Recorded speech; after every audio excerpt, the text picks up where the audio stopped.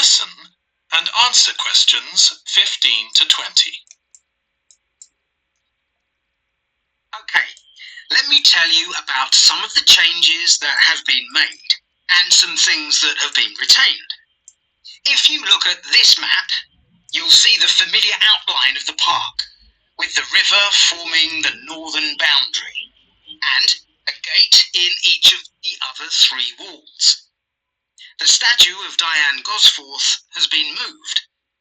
It used to be close to the south gate, but it's now immediately to the north of the lily pond, almost in the centre of the park, which makes it much more visible.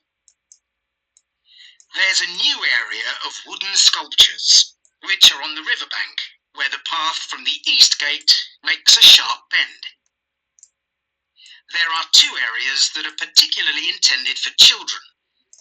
The playground has been enlarged and improved, and that's between the river and the path that leads from the pond to the river.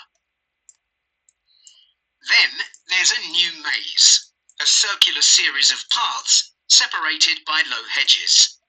That's near the west gate. You go north from there towards the river and then turn left to reach it.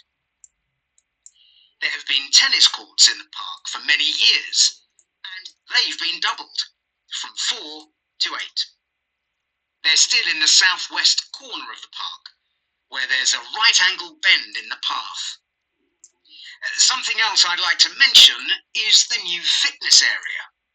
This is right next to the lily pond on the same side as the west gate.